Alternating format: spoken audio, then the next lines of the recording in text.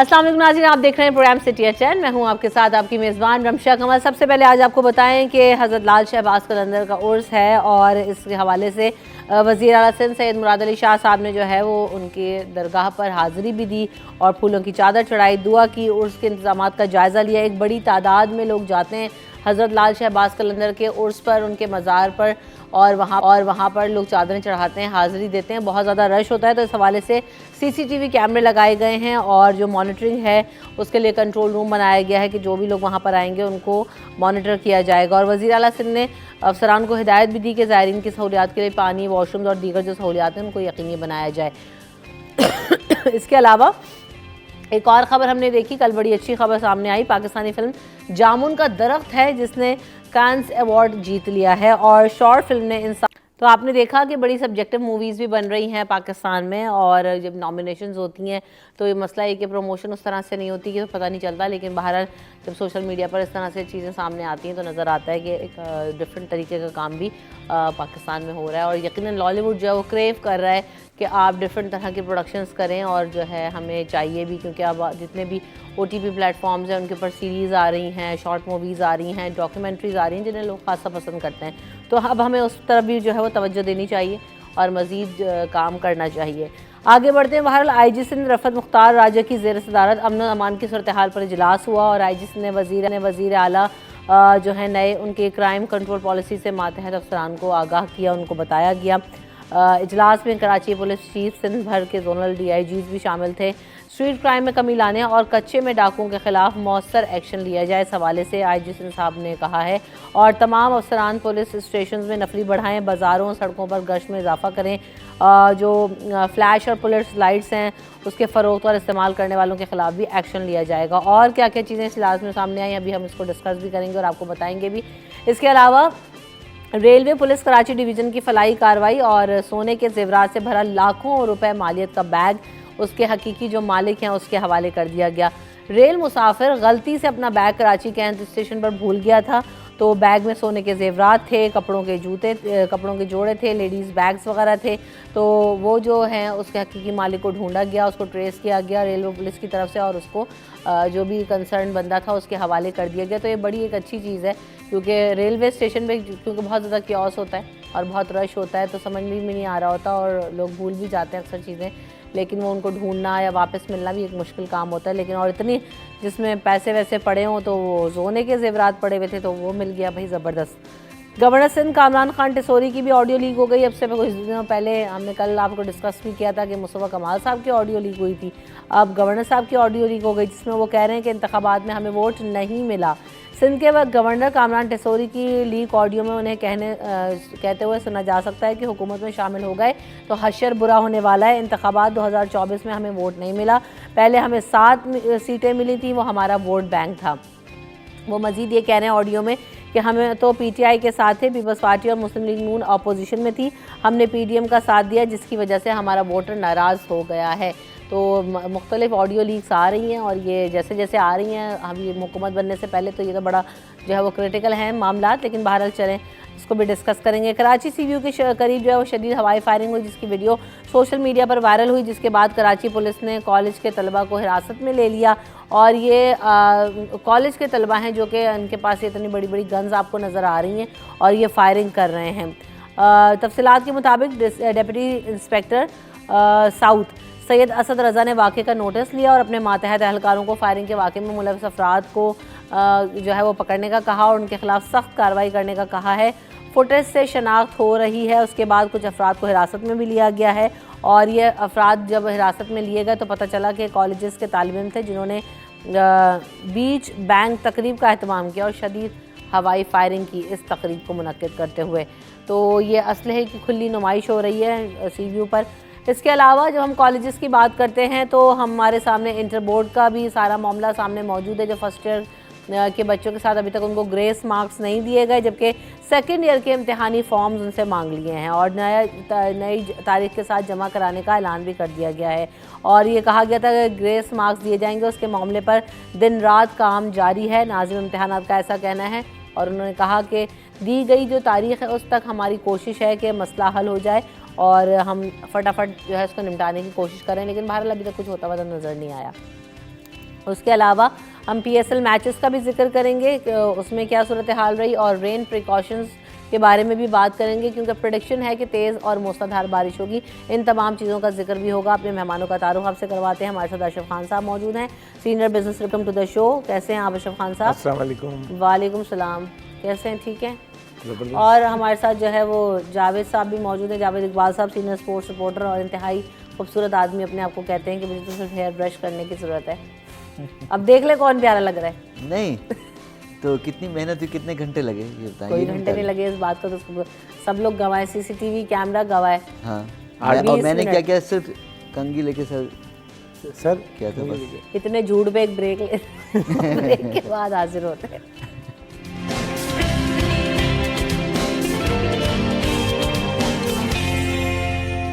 Welcome back in city at 10। तो जनाब अब हम बात करेंगे सिक्योरिटी के हवाले से इजलास हुआ और IG सिंध रफत मुख्तार राजा की ज़ेर सदारत अमन अमान की सूरत हाल के हवाले से इजलास हुआ और नए वज़ीर आला की जो है वो क्राइम कंट्रोल पॉलिसी से मातहत अफसरान को भी आगाह कर दिया। ये कहा गया है कि स्ट्रिक्ट एक्शन लिया जाए, पुलिस स्टेशन में नफरी बढ़ा दी जाए और बाज़ारों सड़कों में गश्त में इजाफा किया जाए। ये सारे जो प्रिकॉशनरी मेजर्स हैं हमें हर दफ़ा होते हुए और ऐलानात होते हुए नज़र आते हैं। ग्राउंड रियलिटी क्या, आप लोग जा रहे होते हैं मुख्तलिफ जगहों पर, इस वक्त शहर भर के हालात कैसे हैं और क्या सूरत हाल है और किस तरह के एक्शन की ज़रूरत है? देखिए रमशा, जब निगरान सेटअप आया था तो उसमें जो सबसे बड़ा इशू है कि दोबारा से जो है भत्ता माफिया ने सर उठाना शुरू कर दिया। स्ट्रीट क्राइम की सूरत हाल आपको पता है कि रोज़ स्ट्रीट क्राइम की खबरें आ रही होती हैं। 108 थाने हैं कराची में और उसकी जो अगर रिपोर्ट निकालें तो कोई थाना भी नहीं बचा हुआ होगा।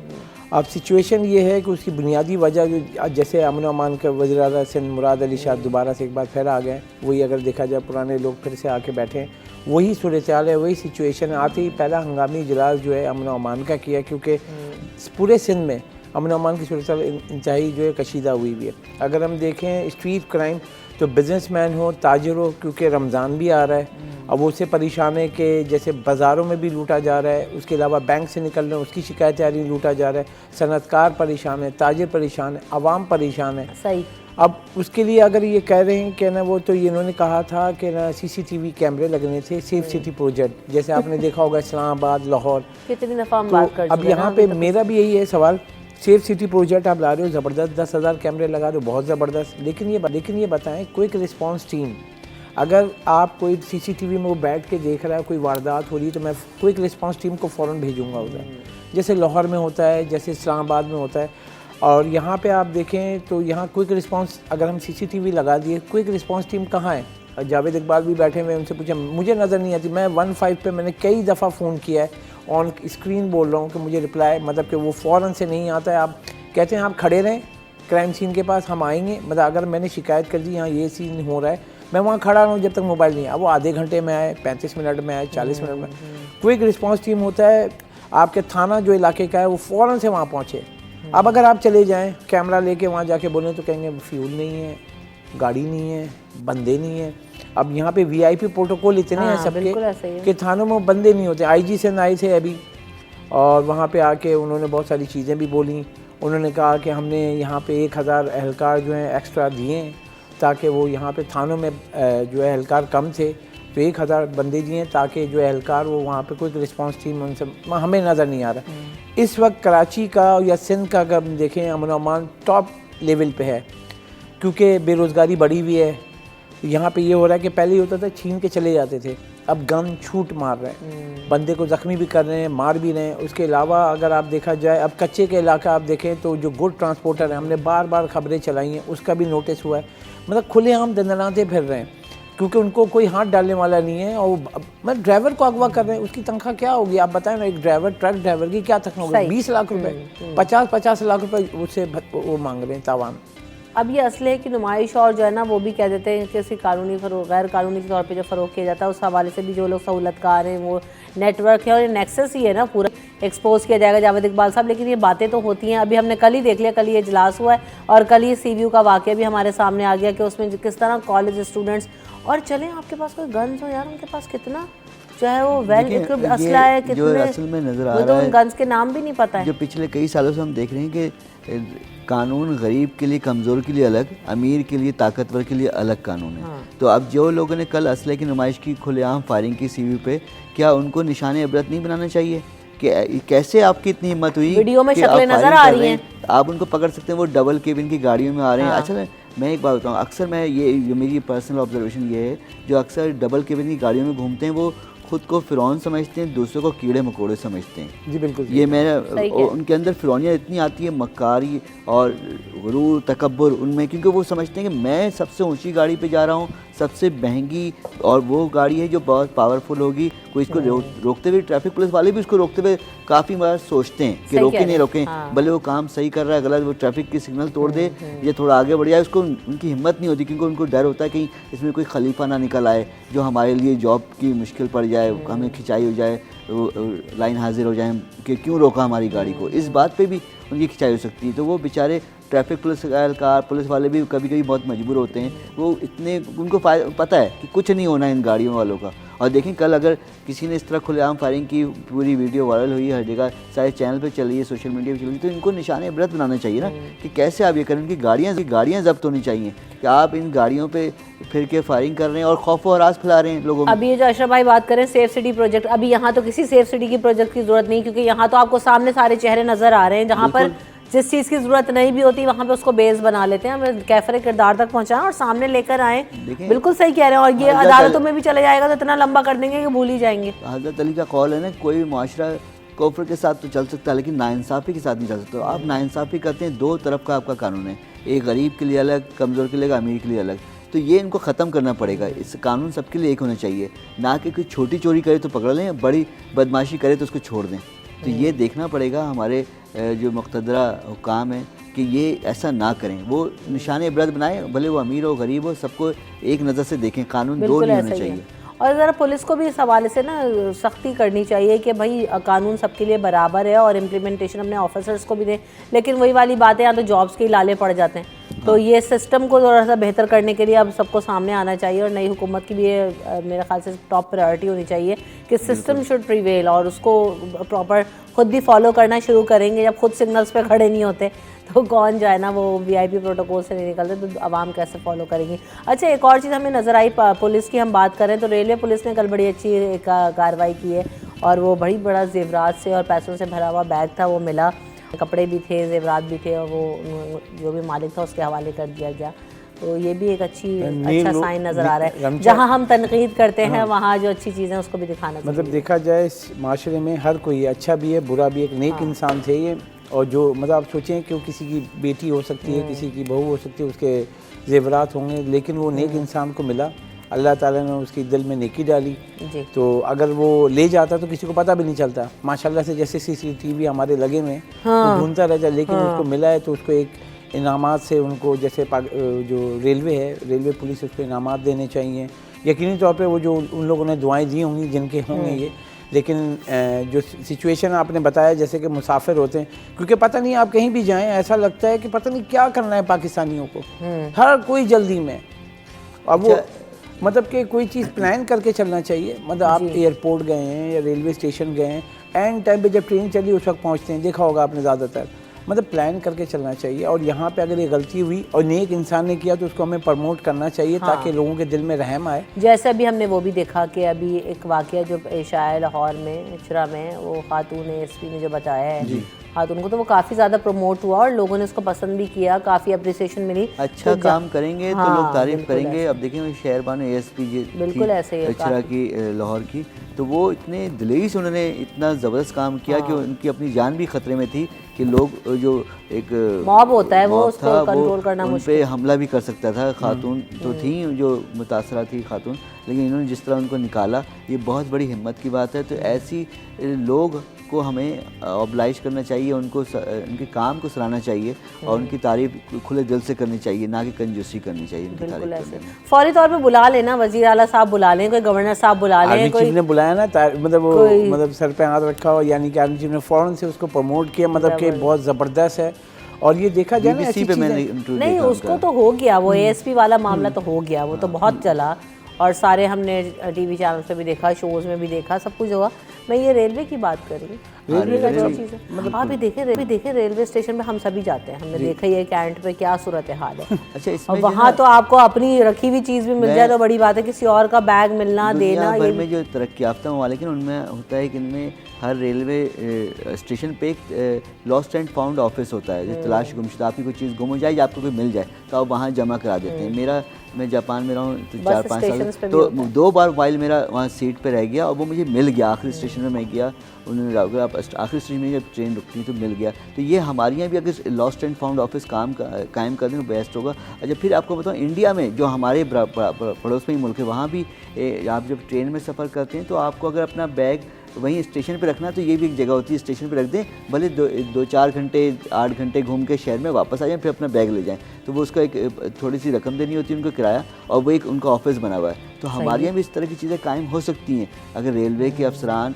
जो हुकाम है सीरियस हों। इस तरह की चीज़ें आवाम की, शहरियों की आसानी के लिए, अपना जैसे आपने शहर में घूमना है, आपका इस शहर में कोई है ही नहीं, आप सिर्फ घूमने के लिए आए, 2-4 घंटे किसी से मिलना है, तो बैग को पूरे जगह जगह लिए फिर भी लाद के फिरने की जरूरत नहीं है। बैग आप रख दें एक ऑफिस में, वो बाकायदा इसी किस्म का ऑफिस है कि आप बैग रख दें और आप अपना शनाख्त कराने के बाद और कुछ किराया देते हैं आप उस बैग का, थोड़ा मामूली सा, कि भाई बैग रखा, वापस आके रसीद दिखाएं, बैग ले जाएं। और लॉस्ट एंड फाउंड ऑफिस भी होता है जगह। तो हमारे यहाँ ये 2 चीज़ें हैं ही नहीं इस स्टेशन पे, तो इसकी कमी मुझे बहुत शिद्दत से महसूस होती है। अच्छा मशवरा है, अच्छी तजवीज़ है कि जो है ना वो आते हैं तो वह तजावीज़ अच्छी ले आते हैं। क्योंकि जैसे मैं और हमारे 2 दोस्त गए थे, आपको मैं बताऊं, आगरा ताजमहल देखने 2016 में, तो हम लोग ने वहाँ अपना बैग स्टेशन पे ही रखा और हम ताजमहल गए, सुकून से देखा और शहर थोड़ा सा घुमा फिरा, शॉपिंग वॉपिंग की, वापस आए तो नहीं हुआ था? नहीं, कुछ नहीं, बिल्कुल आपका बैग लॉक आप खुद करके जाते हैं, तो इतना तो आपको ट्रस्ट होना भी चाहिए। और देखिए हम भी अब जब एयरपोर्ट पे सफ़र करते हैं हवाई जहाज़ का, तो हम भी तो अपना बैग देते हैं ना, और वापस ही हमें मिलता है महफूज भरोसे, तो थोड़ा बहुत भरोसा तो कायम करना पड़ेगा, तो आपको रखना पड़ेगा दूसरे पे। लेकिन ये अच्छी है कि है, अगर ये कर लें तो बुरा नहीं है कि लोगों को आसानी वाली बात है कि देखिए अब हमें आगे बढ़ना चाहिए, पुरानी चीज़ों से निकल के ना अब नए ज़माने में हम रह रहे हैं। लोग दुनिया के दूसरे कंट्रीज़ में जाते हैं, वो चीज़ों को अडॉप्ट करते हैं और आगे देखते हैं यार हमारे मुल्क में तो बहुत छोटी छोटी चीज़ें जो कि मिसिंग, और इसके लिए कुछ नहीं करना। हमारे ब्यूरोक्रेट तो बहुत कोई बहुत बड़ा बजट नहीं चाहिए, किसी न किसी बहाने से घूमते रहते हैं ब्यूरोक्रेट्स, अपने या सरकार के पैसे से, तो वो ये चीज़ें वहाँ से अडॉप्ट करके लाते ही नहीं, लगता अच्छी चीज़ें नहीं ला सकते। हाँ, तो बस वहाँ वो अपनी नेशनलिटी, अभी वो भी तो गए, मुर्तज़ा वहाब साहब भी तो गए, जापान वाटर कॉर्पोरेशन समथिंग का कुछ इजलास उन्होंने दिया था और उनके साथ डेलीगेशन भी गए। वो क्या हुआ, वापसी हो गई? नहीं, कल गए। चलो देखते हैं क्या अडॉप्ट करके लेकर आते हैं। कराची शहर के कुछ अडॉप्ट करके लिए हैं। पानी के लिए वाकई मसाइल बहुत ज़्यादा बढ़ रहे हैं। अच्छा, जहाँ हम कराची के मसाइल की बात करें, वहाँ पर अभी ये भी नज़र आ रहा है कि इंसानों का अगवा होता था और फिर अगवा बराए तावान के लिए रकम जो है ना वो मांगी जाती थी, लेकिन अब हो क्या रहा है कि जी गाड़ियों को ले रहे हैं, उठा रहे हैं, यानी अगवा का तो नहीं कहूँगी मैं गाड़ी को, लेकिन उसके लिए तावान की वसूली के लिए गाड़ियाँ उठाई जा रही हैं। हुआ कुछ यूँ कि 3 फरवरी को घर के बाहर से, ये इलाका है न्यू कराची सेक्टर 11, जहाँ से गाड़ी चोरी की गई और मुतासरा जो शहरी है उसने इतला दी पुलिस को कि मेरी गाड़ी चोरी हो गई है, लेकिन पुलिस ने कोई कार्रवाई नहीं की उस वक्त और पुलिस टाल मटोल कर रही। शहरी का ये इल्ज़ाम है और सीसीटीवी फुटेज जो आप कह रहे हैं ना सेफ सिटी, भाई सीसीटीवी फुटेजेस भी आ जाती हैं और उसके बावजूद कुछ नहीं होता, पुलिस टाल मटोल किए जा रही है उस पर।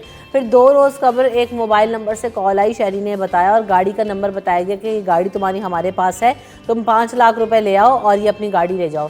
50,000 रुपये का टोकन ऑनलाइन भी लिया है उससे और ये कहा है कि चमन में गाड़ी तुम्हारी मौजूद है, चमन ले गए। और अगर अफगानिस्तान के बिल्कुल बराबर में शहर है, पाकिस्तान का आखिरी शहर है। हाँ बिल्कुल ऐसा ही है, और बाय रोड वहाँ तक गाड़ी चली जाती है आसान से। अब तो वो रेकोडिक जो उसका मंसूबा चल रहा था, क्या नाम है उसका, सी पैक, तो बड़े अच्छे रोड्स बन गए वहाँ पे, तो रोड से वो लोग ज़्यादा फ़ायदा उठा रहे हैं, फ़ौरन पहुँच जाते हैं। एग्जैक्टली, मैं यही कह रही हूँ कि पॉजिटिव चीज़ बाद में हो रही है।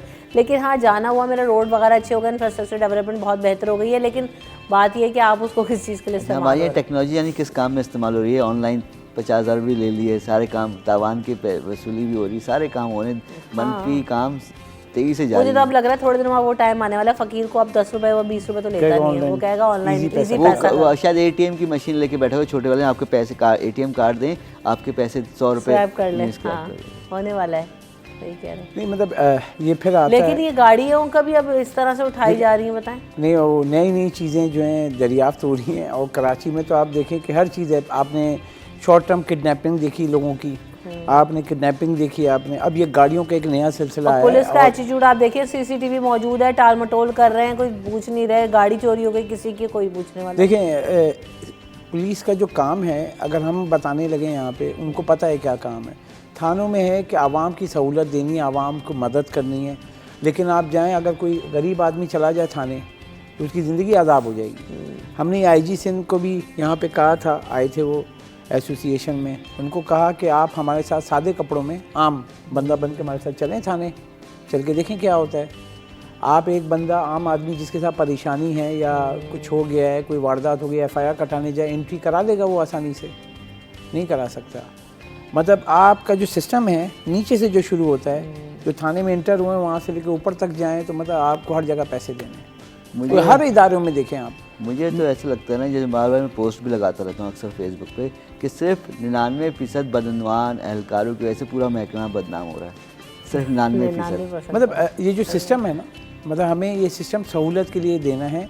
इवन के बिजनेसमैन क्या कहते हैं पता है, वो ये कहते हैं कि हम टैक्स देते हैं, ये सब देते हैं, पुलिस वाले हमारे टैक्स के पैसों पे नौकरी मिल रही है, इनको तनख्वाहें मिलती हैं और हमें ही सेफ्टी नहीं दे रहे हैं। सही बात है। मतलब आप सोचें ना कि बेचारे प्राइवेटली बिजनेस कम्युनिटी कैमरास भी लगा रही है, गार्ड्स भी रख रही है और पुलिस की गाड़ियों में फ्यूल भी डलवा रहे हैं। याद है आप ही लोग खबरें दे रहे थे वो सब कुछ, ये टिम्बर मार्केट में जो हुआ था वाकया, उसके बाद टिम्बर मार्केट और आपकी जो स्टील मार्केट है, आप सोचें वहाँ उन्होंने शिकायत क्या की है, मैं देख रहा हूँ।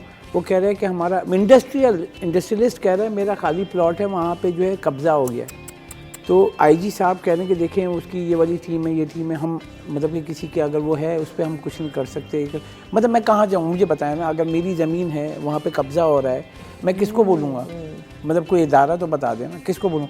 एचबीसी है, केडी है, वो कहेंगे हमारा पुलिस नहीं है। तो पुलिस का जो काम है वो हमें बता दिया जाए ना। अगर आप स्ट्रीट क्राइम हो रही है, आप बताएंगे, मैं यहाँ पे सामने बैठा हूँ, मैंने फ़ोन करके बताया कि यहाँ वारदात हुई, कह रहे हैं आप वहीं खड़े रहें 15 पे, हम आ रहे हैं।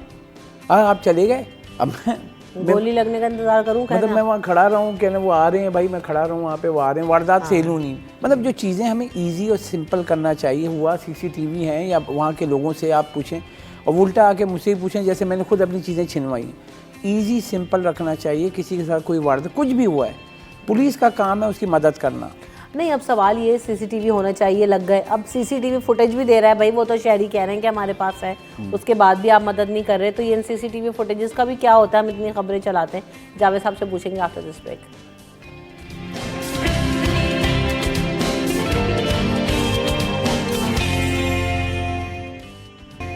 Welcome back in city at 10। तो जनाब हम बातें कर रहे हैं कि ये जो शहर के हालात हैं उस हवाले से तो बात हो रही है, लेकिन साथ साथ इंटर बोर्ड का भी एक नया कारनामा सामने आया है कि जनाब ग्रेस मार्क्स मिले नहीं फर्स्ट ईयर के तलबा तालबात को, उनका मसला हल नहीं हुआ। वो वैसे ही बेचारे परेशान हैं कि हमने जो पढ़ा नहीं पढ़ा, और आगे नए इम्तहानात के जो फॉर्म्स हैं, इम्तहानी फॉर्म सेकेंड ईयर के, वो मांग लिए। नाज़िम इम्तहानात ये कह रहे हैं कि 21 मार्च तक ये फॉर्म जमा होंगे। इंटर बोर्ड की तरफ से एलामिया आया है कि फॉर्म जमा करा दें, और उससे पहले हमारी कोशिश है कि ग्रेस मार्क्स भी दे दिए जाएँ। तो ये, और इस बात को होते हुए भी जावेद इकबाल साहब पूरा महीना भर हो गया, डेढ़ महीना हो ज़्यादा हो गया। अच्छा देखिए, अपनी गलती का एतराफ़ नहीं कर रहे, ना दूसरों के लिए रास्ता आसान कर रहे हैं। मैं बहुत सारे सरकारी इदारों में यही देखता हूँ कि अपनी गलती नहीं मानते। मेरा खुद का एक मतलब, जब गैस का बिल आया 10,000 रुपये, तो मैंने इनका कि ये प्रूफ किया कि आपने गलत दिया। मैंने कहा हाँ हमारी गलती। फिर मैंने दूसरे चक्कर में मेरे मान लिया, तो मैंने कहा आपका फिर रवैया माजत खाना होना चाहिए, जारहाना नहीं होना चाहिए। तो रवैया माजत खाना होता ही नहीं हमारे इदारों का। गलती कर रहे हो तो भाई आप मानो अपनी गलती। अब यही इंटर बोर्ड भी कर रहे हैं। क्यों नहीं है? क्योंकि हमारे यहाँ जो सू करने का सिस्टम है, आप बता रहे हैं ना, दुनिया भर में कितने ममालिक आपने देखे और आप उनके डिस्कशन भी करते हैं, तो वहाँ पर आप देखेंगे कितनी सख्ती है। आप काउंटर पे कोई गलत भी चीज़ दे देंगे, वो सू कर देगा आपको, और फिर आप उसका हाल देंगे, पूरी पूरी कंपनी इसका हाल देंगे कितने बड़े। यहाँ तो आप ले जाएं किसी को कोर्ट में, खुद ही घिस जाएंगे आप। हमारे यहाँ सरकारी इदारे ढटाई पर खड़े रहते हैं, यानी गलत भी काम कर लिया तो खड़े में टस से मस नहीं हो रहे, अपनी गलती को और अपनी वकालत में के तौर पर पेश कर रहे होते हैं। हालांकि उनको झुकना चाहिए कि सरकार के मुलाजिम है, गलती हो सकती है हर इंसान से, तो उसको ठीक करो, ना कि उस पर कायम रहो और वही लोगों को परेशानी का बायस बनती रही वो गलती। लेकिन अब देखिए कितने हज़ारों स्टूडेंट्स हैं जो परेशान हैं इन दिनों, मैट्रिक के स्टूडेंट भी, जिनके भी रिजल्ट बहुत बुरा हैं, यानी इतना गलत रिजल्ट दिया गया कि पहले कभी नहीं हुआ इस तरह का। उन लोगों को कुछ ना कुछ करना चाहिए, उनको कुछ वही बात है निशान इबरत बनाना चाहिए, उनको कुछ सज़ा होनी चाहिए, उनके खिलाफ कोई कार्रवाई होनी चाहिए, ना कि बस अभी तक स्टूडेंट ही भुगत रहे हैं, जी गलती किसी की भुगत कोई रहा है। अब वालिदैन भी परेशान, तालिब इल्म भी परेशान, इंटर के भी, मैट्रिक के भी, और वो आगे रास्ता नहीं निकाल रहे। फौरन आप गलती ठीक करो अपनी। क्या है भैया, परसेंटेज तय करें कि उस हिसाब से आप बच्चों को ग्रेस मार्क्स देके रिजल्ट अनाउंस कर दें आपने, वो तो ऑटोमेटिकली जो है वो मार्क्स इंक्रीज हो जाएंगे। कोई इतना बड़ा सिस्टम नहीं है कि आपने हाथ से बैठ के लिखना। ये गलती तो उस वक्त भी नहीं हुई कोरोना के दौर में, हालांकि उस वक्त आप करते थे बातें समझ आती थी। वो कोरोना शर उनको हो गया, कॉपी चेक करने वालों को, उनके हुक्काम को, कि चलो गलती हो गई, वो बहुत परेशान थे, बहुत परेशान थे, हो गई। इस बार तो कुछ नहीं, सुकून से बैठे हुए। साल में कितना काम करते हैं सरकारी मुलाजिम, कितनी उनके ऊपर प्रेशर है। अगर प्रेशर है, देखिए आप, मैं हमेशा सरकारी मुलाजिम के बारे में कहता हूँ, आपको किसी ने टीटी रख के नहीं बोला जॉब हासिल करो, आप खुशी खुशी जॉब हासिल करने के लिए आए, आप करते हैं। और जब भी इनके पास जाओ कहेंगे हम मसरूफ़ हैं, हम ये कर रहे हैं, हम फला काम। अरे भाई, आप खुशी से आए उस जॉब को हासिल करने, आपको किसी ने ज़बरदस्ती नहीं की आपके साथ, कोई जबर के साथ आपको नहीं जॉब दी गई। आप जो काम लिया है ना अपनी जिम्मेदारी, उसको पूरा करो। और अगर इतनी जिम्मेदारी से सब लोग कर रहे होते तो आज सरकारी इदारों का या हमारे जो इंस्टीट्यूशंस हैं, एजुकेशनल इंस्टीट्यूशंस की अगर बात करें तो ये हाल होता। अच्छा, तो ये है कि 22 मार्च से इंटर की इम्तिहानी फीस अगर नहीं जमा कराई तो 500 रुपये जो है वो लेट फीस का भी अनाउंस कर दिया है अभी। मतलब आप ये देखें ना जरूरत। और 28 मार्च के बाद अगर करवाएगी तो 1000 रुपये लेट फी होगी। तो यानी आपको मतलब वो पहले ही माँ बाप इंतहाई परेशान है कि बच्चा 90% वाला 40% मार्क्स लेके बैठा है और उसमें आपकी धमकियाँ चल रही। तो धमकी कहूँगी इसको, मतलब बिल्कुल ही है। आप सिर्फ सोचें कि जैसे बच्चा होता है, किसी का उसको पता होता है मेरा बच्चा कैसा पढ़ रहा है, रिजल्ट वगैरह, मैट्रिक का जिसका अच्छा रिजल्ट आया, जैसे मैंने भी देखा था, क्योंकि हमारे भी कुछ जानने वाले उन्होंने बताया, यानी कि 90% वाला, मतलब मैं ये मान ही नहीं सकता। और जो उस्ताद हैं, जिसे हम बोलते हैं वालिद की जगह होते हैं, वो बोल रहे हैं कि ना 90% लेने वाला बच्चा 40% ले ले, कह रहे मैं मान ही नहीं सकता, क्योंकि 90% का मतलब ये है कि बेस्ट ऑफ बेस्ट। भाई कम होगी तो 85 पे चली जाएगी, बहुत भी कम मतलब होगी 80 पे आ जाएगी, बहुत मतलब ही गिरेगी। ऐसा हो ही नहीं। अब आप सोचें कि उसका माइंड क्या हुआ होगा, बच्चे का, मतलब वो पॉजिटिव हुआ होगा या नेगेटिव हुआ होगा, ये बता देंगे लोग। और यहाँ पे जो लोग बैठे हैं, मतलब बीमारी है ये कि वो सोच के मैंने क्या किया है, मैंने क्या गलती की है। जो बच्चे का मोटिवेशन देना चाहिए कि उसको स्टेप फर्स्ट गियर में डाल के उसको निकलना है, उसको आपने डाल दिया, गाड़ी अभी चली नहीं है, 5वें गियर में मार दिया कि चलो भाई। आप ये देखें ना, बच्चों को हम ये हमेशा से ट्रेन करें कि first year, second year, matric में अगर आपने अच्छा पढ़ लिया तो आप अच्छी यूनिवर्सिटीज़ में इनरोल होंगे और आप अच्छे मार्क्स ले आओगे तो आगे आसानी है आपके लिए, अच्छे एडमिशन मिलेंगे। अब जो नहीं है वो तो यही सोचे जा रहे होंगे, मुझे तो लगता है कहाँ एडमिशन मिलेगा, मैं आगे क्या पढ़ूंगा। तालिब इल्मों को, नौजवानों को बज़न किया रहा है इस सिस्टम से, कि वो सिस्टम्स के बिल्कुल उनके जहन मनफी सोचे आएंगे। आप अगर इस तरह करेंगे, हज़ारों लाखों स्टूडेंट सिस्टम से बदल जाएंगे। मैंने इतनी मेहनत की, मैंने इतना किया, मैंने पूरा पेपर ठीक दिया है, और उसको पता होता है बच्चे को उसने कितना पेपर ठीक दिया है, क्योंकि उसको सही चीज़ सारी पता होती है कि उसने कितने 90% 100% पेपर दे के आया है वो। और उसको आप कह रहे हैं नहीं तुमने तो सिर्फ 40%। और जहां ऑलरेडी ये हालात हैं कि 8 लाख नौजवान पहले ही पिछले एक साल का सिर्फ हमने जब डाटा उठा के देखा है तो बाहर जा चुके हैं। इस वक्त आप ये देखेंगे क्या हाल हो गए जो बादल जावेद भाई कर रहे हैं। आप उनको, नौजवानों को बज़न कर रहे हैं सिस्टम से, ये ना करें। ये लोगों को मनफी सोच में इजाफा ना करें उनकी। पहले लोग बहुत सारे एहसास महरूमी का शिकार हैं, खासकर कराची में। ये वो लग रहा है क्योंकि जैसे मैं बोलता हूँ एजुकेशन अब बिजनेस हो गया है। और मैं बताऊँ जितने भी जानने वाले क्या कह रहे हैं कि बच्चों को मैट्रिक या उससे इंटर बोर्ड से नहीं कराएं, आपको ए लेवल्स ओ लेवल्स कराएं, क्योंकि वो इतना महंगा है, वो पैसे देने के ना कराएं। भाई बच्चों की लाइफ बनानी है वहाँ से कराएं, यहाँ पे से कराएंगे आप बच्चे की लाइफ बर्बाद हो जाएगी। अब आप सोचें ना, ये बिज़नेस बना लिया, ए लेवल्स ओ लेवल करा के आप बच्चे को अच्छी यूनिवर्सिटी में या कॉलेज में डलवाएं, वो भी वहाँ भी पैसे दें, क्योंकि यहाँ डालेंगे ये तो फेल कर देंगे।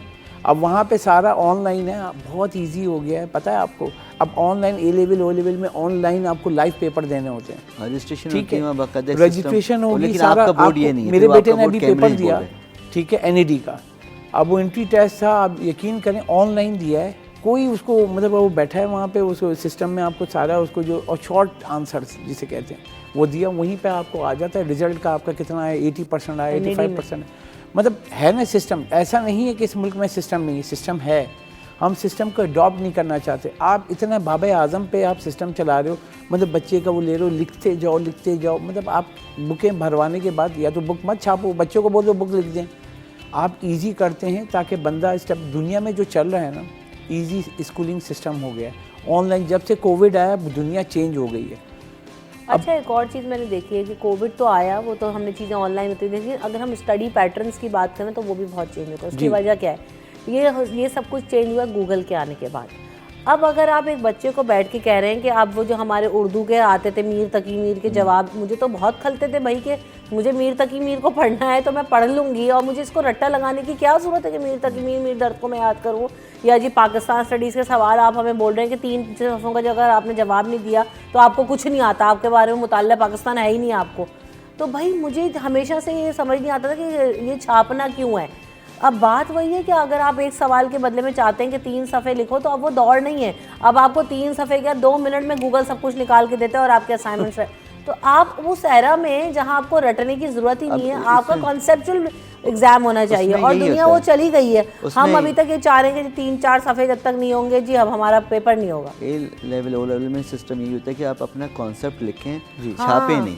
आपने पढ़ ली किताब, ठीक है, आपने सारी नॉलेज, अब अपने अंदाज से उसको वो फोकस किस पे कर रहे हैं? कंटेंट राइटिंग पे कर रहे हैं, राइटिंग पे कर रहे हैं, और इन चीज़ों पे जो ना वो बच्चों को ट्रेन कर रहे हैं। हमारी यहाँ जी उसी पे हम लोग फंसे हैं। रमशा, जैसे आप बच्चे हैं, मेरे भी हैं, पता है हर बच्चे का अपना एक माइंड सेट होता है। वो किस तरह, मेरी बेटी है वो कलरिंग में बहुत हुए, एक है वो डिज़ाइनिंग का करना, एक बेटा जो है वो कंप्यूटर में, सबका अलग होता है। देखें जितने लोगों में उतनी दिमाग होते हैं उतना उनका आइडिया होता है। हर कोई अपने आइडिया के हिसाब से चलता है, तो उसको लेट हिम डू इट। और हम उसको बुक में बंद करके और कहते हैं कि ये है ये बुक, और पुराने मैथ्स जो पढ़ाते हैं, मैं खुद बीकॉम भी किया, फिर मैंने शॉर्ट कोर्सेज किए, बैंक रिकॉन्सिलेशन में आपको कैटेगोरिकली बताता हूँ कि आप MBA करेंगे और यहाँ पे करेंगे डिफरेंट है, मगर वो आपकी लाइफ में काम नहीं आता है जो पढ़ा रहे हैं। बाब आज़म का आप चीज़ें पढ़ा रहे हैं, और हम सिस्टम कहाँ हैं? आप कंप्यूटर में, आप बैंक रिकॉन्सिलेशन जो बैंकिंग सिस्टम है इतने ऊपर चला गया है, और हम यहाँ 20 साल पीछे हैं। अब इसको सिस्टम को हमें ठीक करना, एजुकेशन सिस्टम को ठीक करेंगे तभी। जो दुनिया में चल रहा है ना, आप बैठें उन लोगों को बुलाएं, उनसे पूछें, बहुत इजी हो गया पता है आपको। ऑनलाइन सिस्टम में आप जाएं, बच्चे का कॉन्सेप्ट क्लियर है नहीं है, वो पूछते हैं, शॉर्ट आंसर्स होते हैं वो दें, उनको पता जाता है। देखें अभी जो पेपर देते हैं, टेस्ट देखा है आपने, एप्टीट्यूड टेस्ट, शॉर्ट आंसर होते हैं, उससे बंदे का पता चल जाता है इसकी क्या लेवल है। जबकि आपका आगे जाके सिस्टम वही है। आप यूनिवर्सिटी में जब एग्ज़ाम ले रहे हो तो एप्टीट्यूड टेस्ट जो सारा MCQ बेस्ड ले रहे हो, और इतने ज़्यादा कोर्स होता है उसमें आपका, like first year second year, और सारा प्रीवियस कॉन्सेप्ट सब कुछ होते हैं, तो वो भी तो आप ले ही रहे हैं ना, तो आगे भी उसको आसान कर दें बाहर। लेकिन इन्होंने MCQs वगैरह बढ़ा दिए अब, इंटर के जो है ना, और शॉर्ट क्वेश्चन का जो फॉर्मेट है उसको इंक्रीज़ किया है। हमारे वक्त में तो वो बहुत ही ज़्यादा मुश्किल सा था कि पूरे पेज आप भरते हैं। 40-50 साल पहले आपके वक्त में। जी बिल्कुल, मैं ज़रा इसका जवाब जावेद भाई को 40 साल, और आप फिर तो 100 साल पुराने, आपके बारे में तो कागज़ ही नहीं आया था भाई। चाइना में रहे, जापान में रहे। ब्रेक लेना है मुझे, ब्रेक के बाद आती है।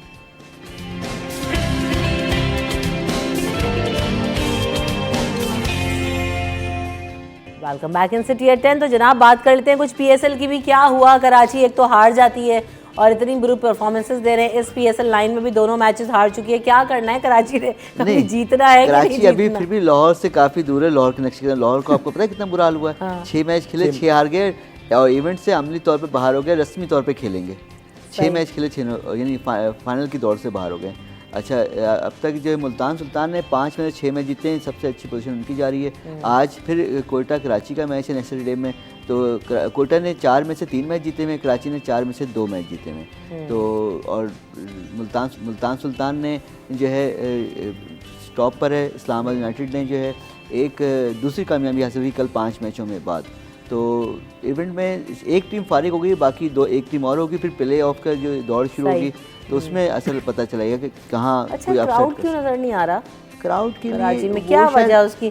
PSL का बॉयकॉट की भी मुहिम चल रही है, क्या उस वजह से है? टिकट महंगे होने की क्या इशू क्या नजर आ रहा है? देखिए सोशल मीडिया पे और व्हाट्सएप ग्रुप्स में तो ये रंग दिया जा रहा है कि जी PSL का बॉयकॉट कर दिया बिकॉज ऑफ द स्पॉन्सर। देखिए कुछ लोगों का एतराज़ है कि भाई एक एफिलिएशन है ब्रांड की उसके साथ। जी हाँ, मुख्तलिफ ब्रांड हैं वो, जबकि वो अमेरिकन ब्रांड है, लेकिन अमेरिका भी is the supporter for Israel, तो इस वजह से शायद तो इसलिए कि उनको सपोर्ट ना। लेकिन जिन्होंने आना होता है स्टेडियम, जो क्रिकेट के जुनूनी दीवाने लोग हैं वो स्टेडियम पहुंच रहे हैं। लेकिन इनको तशरीही मुहिम और करनी चाहिए थी पाकिस्तान क्रिकेट बोर्ड को। तो इसको सब करना तो है अच्छी इनको। खासी शहर में branding इतने और बड़े marketing। शहर में 3.5 करोड़ की आबादी वाले शहर में स्टेडियम में 50 बल्कि 32,000 अफराद का स्टेडियम बिल्कुल भी है, लोग तो वो आप फुल नहीं कर पाते हो, बल्कि आधे भी नहीं आ पाते लोग। तो इसके लिए इनको कोई प्लानिंग करनी पड़ेगी। देखें अभी आज जब सिंध प्रीमियर लीग का आखिरी फाइनल मैच हुआ तो उसमें यहाँ पर गवर्नर सिंध ने जब अनाउंस किया ना कि मोबाइल और लैपटॉप और फला फला इनामी चीज़ कुरानंदाजी होगी, लोग इतने ज़्यादा उस दिन आ गए, आधा स्टेडियम भर गया था। उससे पहले उस पूरे टूर्नामेंट में मैच नहीं आए थे लोग ने। आप स्पॉन्सर की मदद से यहाँ अनाउंसमेंट करें कि फला फला चीज़ शायकीन को मिलेगी। वो बोलते हैं यार मास 4-5 घंटे क्यों लगाएं अपने स्टेडियम में, हम टीवी पे बैठ के मैच देख लेंगे।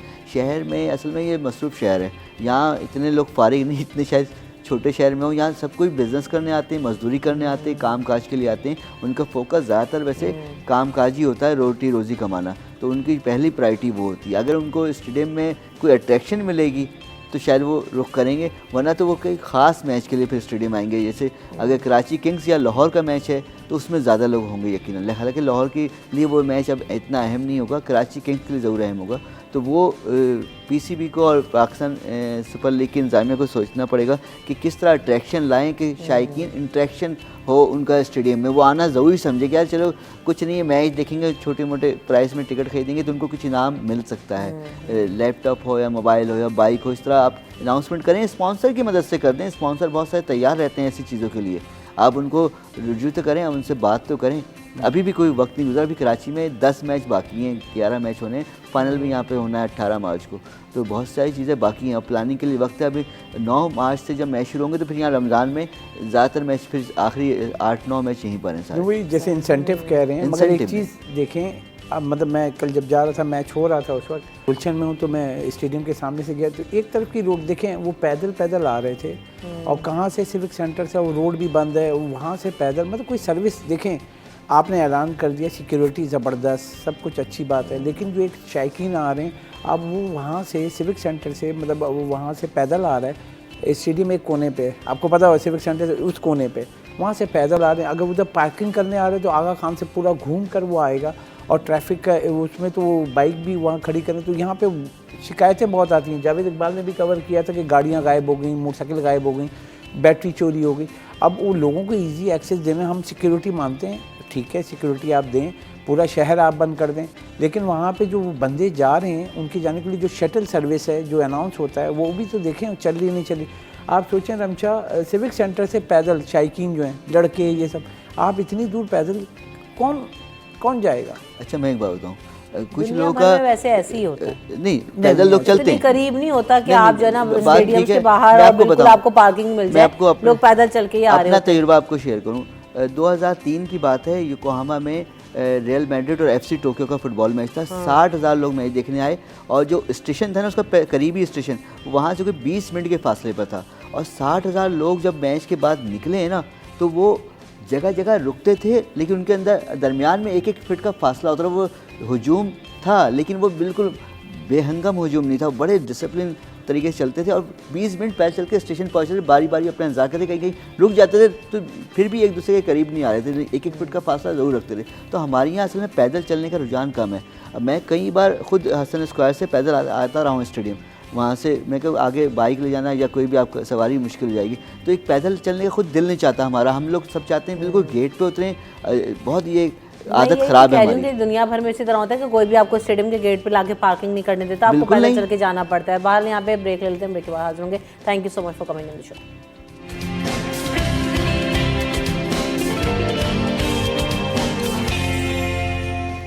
Welcome back in city at 10। तो जनाब, जैसे कि हम सब जानते ही हैं कि मौसम खासा तब्दील हो चुका है, और अब महकमा मौसमियात की तरफ से कहा गया है कि आइंदा आने वाले 2-3 रोज़ में बारिश का शदीद इम्कान है, और तेज़ बारिश का इम्कान है, गरज चमक के साथ बारिश होगी। तो जो इस हवाले से जो इदारे हैं उनको भी हाई अलर्ट किया गया है, क्योंकि कहा जा रहा है कि बहुत ज़्यादा बारिश हो सकती है, और नालों की सफाई को भी यकीनी बनाया जाए। और इस हवाले से मुर्तज़ा वहाब साहब ने भी हिदायत दी हैं। सिंध में जो रेन एमरजेंसी सर्विस है 1122, उसको भी तमाम DCs MCs को बारिशों के हवाले से एडवाइजरी जारी कर दी है, और ये कहा गया है कि सक्खर, लाड़काना, शहीद बेनज़ीराबाद, हैदराबाद, मिपोखास वगैरह में रेस्क्यू 1112 के जो सेंटर्स है वो कायम है और बारिश के पानी से और हंगामी सूरत हाल से निपटने के लिए जो रेस्क्यू सर्विस है उसके तमाम आलात जो हैं वो उनको चेक किया गया है और ये कहा गया है कि जो सिंध बिल्डिंग कंट्रोल अथॉरिटी है उसमें भी रेन एमरजेंसी सेंटर कायम किया गया है। तो क्या वजह है जितने हम प्रिकॉशनरी मेजर्स देख रहे हैं, मौसम कैसा रहेगा और किस तरह की बारिश का इम्कान है? क्योंकि हमने देखा गुज़िश्ता रोज़ में भी गवादर वगैरह साइड पर भी काफ़ी ज़्यादा तेज़ बारिश हुई और बहुत ज़्यादा जो है वो पानी आ गया। तो वो पानी क्या सिस्टम में दाखिल होकर कराची भी आ सकता है? क्या सूरत हाल होगी, कितनी बारिश होगी, इस पर हम बात करेंगे। जवाद साहब हमारे साथ मौजूद हैं, वेदर एनालिस्ट हैं। Welcome to the show. अस्सलाम वालेकुम।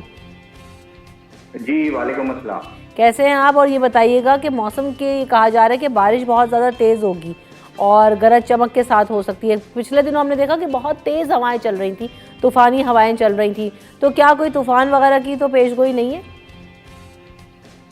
नहीं, बिल्कुल नहीं, तूफान की तो ऐसा अल्हम्दुलिल्लाह ऐसा कोई भी पेशन गोई नहीं है।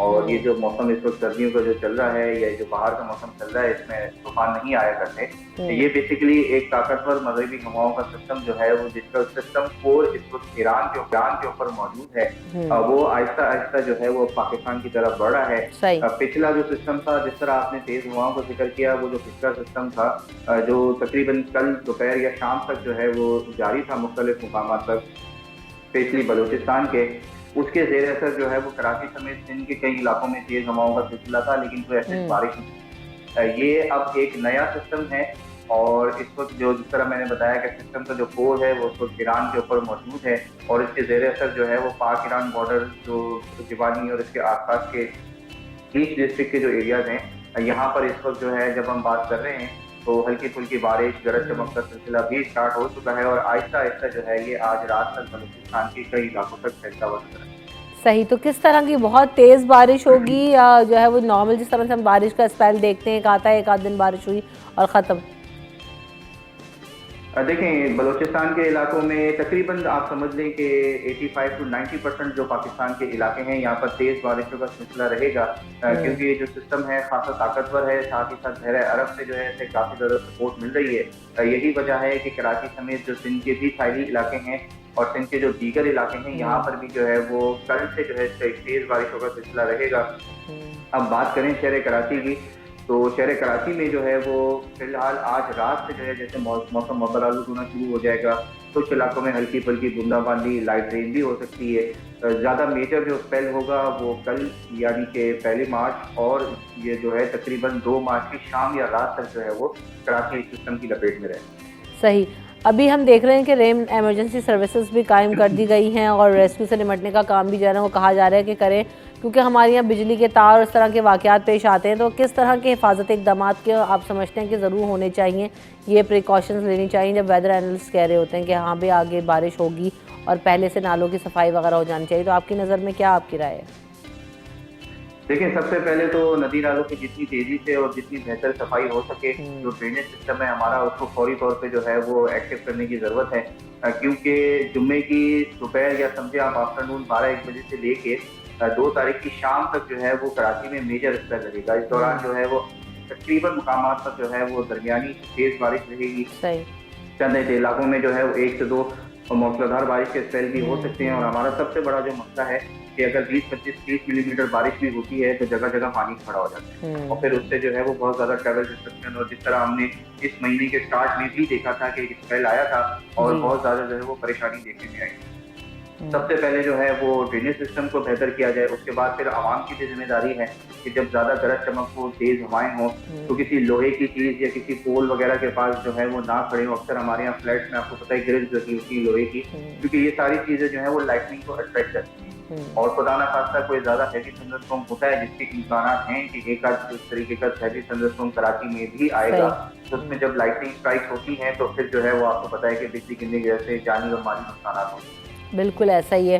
तो यकीनन बहुत ज़्यादा इक़दाम करने की भी ज़रूरत है और ये सब चीज़ें पहले से भी हो जानी चाहिए, लेकिन बहरहाल अभी भी वक्त है, इसको फौरी तौर पे स्पीड अप करना चाहिए। बहुत शुक्रिया जवाद साहब हमारे साथ मौजूद थे और हमें मौसम की तमाम तरीन सूरत हाल से आगाह कर रहे हैं इस समय का, क्योंकि आगे आने वाले जो दिन हैं उनमें जिस तरह से बताया जा रहा है महकमा मौसमियात की तरफ से भी और जवाब साहब ने आपको बताया कि बारिश तेज़ होगी, गरज चमक के साथ बारिश होगी, बिजली कड़केगी। तो आप सब भी हिफाजती इक़दाम करें, गैर ज़रूरी तौर पर घरों से बाहर ना निकलें और कोशिश ये करें कि आप अब भी अपने तौर से जो तैयारी कर सकते हैं बारिश के लिए वो करके रखें।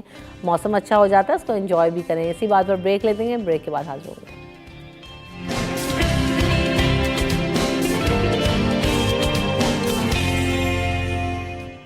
Welcome back in city at 10। तो जनाब अब हम बात करेंगे और आज आपकी मुलाकात करवाएंगे एक ऐसी बच्ची से जिसने पाकिस्तान अंडर 15 में नंबर 1 रही हैं। इसके अलावा स्कॉटिश जूनियर ओपन चैम्पियनशिप की अगर बात की जाए तो वहाँ पर ब्रॉन्ज मेडल हासिल किया। उसके अलावा 4 टाइम जो है वो गोल्ड मेडल हासिल किया है नेशनल जूनियर चैम्पियनशिप में। उसके अलावा 2 दफ़ा विक्ट्री हासिल की गोल्ड मेडल में सिंध रैंकिंग में। इसके अलावा और मुख्तलिफ जो टूर्नामेंट्स है जिसमें मलेशिया है, नेशनल गेम्स हैं, हाशिम खान ट्रॉफ़ी है, उसमें भी ब्रॉन्ज हासिल किया, सिल्वर मेडल हासिल किया, कश्मीर ओपन डे में गोल्ड मेडल हासिल किया, कराची ओपन में। तो ये जूनियर स्कॉश चैम्पियनशिप में भी हमारे साथ जो है वो हिस्सा ले चुकी हैं और हमारे साथ अभी शो में शामिल होंगी। तो हम जानेंगे कि सैरिश अली ने यहाँ तक कैसे पहुँची हैं और किस तरह से सफ़र तय किया और जो 4 मरतबा ये गोल्ड मेडल हैं वो स्कॉश प्लेयर उनका रुझान किस तरह से आया, क्योंकि हम ये देख रहे हैं कि मुख्तलिफ तरह का जो टैलेंट है वो सामने हमारे आता है और हम उसको प्रमोट करने की कोशिश भी करते हैं। और ये सब कुछ दिखाने का आपको मकसद ये होता है कि जो भी लोग अपनी अपनी फील्ड के अंदर कोई भी खेल खेल रहे हों, आप जाएं, एक्सेल करें और टूर्नामेंट्स होते हैं, चैम्पियनशिप्स होती हैं, आप उसका पार्ट बने, पाकिस्तान का नाम रोशन करें, आपके लिए भी अच्छा है। क्योंकि हम ये समझते हैं कि सिर्फ तालीम ही ज़रूरी है, लेकिन तालीम के साथ साथ ये जो को करिकुलर एक्टिविटीज़ होती हैं जिनको हम एक्स्ट्रा करिकुलर एक्टिविटीज़ भी कहते हैं, चाहे वो खेल हो, चाहे वो पेंटिंग हो, तकरीर करना हो, नात पढ़ना हो, कुछ भी आपकी एक्टिविटी हो, म्यूज़िक हो, सिंगिंग हो, इंस्ट्रूमेंटल प्लेइंग हो, आप सबको जो है ना वो डाइवर्ट करने के लिए हेल्दी जो है वो फील्ड में लाने के लिए जो है ना बहुत ज़्यादा कॉपरेशन इसमें आपको ये करती हैं चीज़ें, आपकी को करिकुलर एक्टिविटीज़। तो ये बहुत अच्छा है और इसमें बच्चे अपने आप को बहुत पॉजिटिव रखते हैं और ना सिर्फ बच्चों के लिए अच्छा है बल्कि ओवरऑल जो है वो पूरी सोसाइटी के ऊपर इसका इम्पैक्ट बहुत आता है। जैसे अगर हम सैरिश की बात करें तो ज़ाहिर है सैरिश दुनिया के डिफरेंट ममालिक में गई और यहाँ पर प्ले भी करती हैं, पाकिस्तान का झंडा भी लेकर जाते हैं लोग, तो एक सॉफ्टवेयर इमेज बिल्ड होता है। तो सैरिश को वेलकम करते हैं शो में। अस्सलाम वालेकुम सैरिश, कुछ जिक्र मैंने किया आपकी कामयाबियों का, कुछ अपने बारे में बताएं कि कौन कौन सी चैम्पियनशिप्स में आपने हिस्सा लिया और क्या कारकर्दगी आपकी रही है। Welcome to the show सैरिश। वालेकुम सलाम। और फर्स्ट ऑफ ऑल आपने इनवाइट किया इस शो में 4 नेशनल और 3 इंटरनेशनल जो कि इसमें इंटरनेशनल में शामिल है। आप ये पार्टिसिपेट हैं, ब्रॉन्ज मेडल लेकर आए और इस साल अच्छी बहुत अच्छी परफॉर्मेंस करके फाइनल्स तक पहुंची। सिल्वर में 2 बार नेशनल में अंडर 15 और 4 बार जीत चुकी हूँ मैं और पाकिस्तान नंबर 1 हूँ अंडर 15 में और मैं 2023 में एलिजिबल है और इस साल भी इंशाल्लाह यही कोशिश है। तो तैयारी कैसे करती हैं, आपको कौन है आपका ट्रेनर, कहाँ ट्रेनिंग करती हैं सैरिश? हमारे कोच तो हमारे साथ बहुत मेहनत करते हैं। कहाँ ट्रेनिंग करती हैं आप? 5 से 6 आवर्स ट्रेनिंग करते हैं। सुबह के 7 बजे उठते हैं, नाश्ता करते हैं, जल्दी से चले जाते हैं, फिटनेस करते हैं, ट्रेनिंग के लिए आते हैं। सर रियाज सर हमारे साथ ट्रेनिंग करते हैं। उसके बाद हमारे ड्रिल्स पार्टनर होते हैं जैसे कि शहजाद भी आजकल हमारे साथ। तो इसी तरह 5 से 6 आवर्स अपनी ट्रेनिंग पूरी करके घर चले जाते हैं और फिर रेस्ट करते हैं और पढ़ाई करते हैं। स्कॉश का जो है वो आपके अंदर रुझान कैसे पैदा हुआ, आपको पसंद था या फैमिली में कोई खेलता है, किस तरह से आप आई इस गेम में? मेरी बड़ी बहन और मेरी छोटी बहन और मेरे भाई खेलते थे तो मैंने पहले स्टार्ट नहीं किया था, मैंने लेट स्टार्ट किया था। तो उन्हें देखकर मेरा भी शौक पैदा हुआ कि जैसे वो टाइटल्स ले थे, मेहनत कर रहे थे, मुझे भी बहुत शौक आया कि क्या मैं भी स्क्वाश स्टार्ट करूँ, कोई फिजिकल फिटनेस भी स्टार्ट करूँ। तो मैंने भी स्क्वाश स्टार्ट किया। साथ साथ क्या पढ़ाई कर रही हैं आप और पढ़ाई और खेल को कैसे मैनेज करती हैं सैरिश? मैनेज करना बहुत ज्यादा मुश्किल है, बहुत तारीफ होता है दोनों को जी। टीचर्स को डांट रही होती है, होमवर्क करना तो मुश्किल हो जाता है, लेकिन कोऑपरेट के साथ हम लोग सेकंड टाइम स्कूलिंग करते हैं और सुबह में ट्रेनिंग करते हैं और शाम में होम स्कूलिंग करते हैं। अगर आप कर सकते हैं तो आप कर सकते हैं।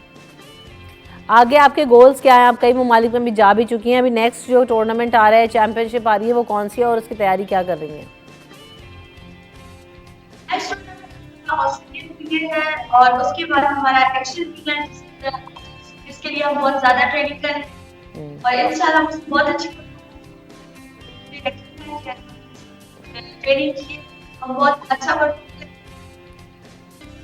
सही, ठीक है। हम ऑडियोज में भी आपकी मुश्किल हो रही है सुनने में। बहुत शुक्रिया सारिश अली, आप हमारे साथ मौजूद थी। आप अच्छा खेल खेल रही हैं और नाम रोशन कर रही हैं। अल्लाह ताला आपको मज़ीद कामयाबी दे। Thank you so much for coming in the show. We take a break here, उसके बाद हाजिर होंगे।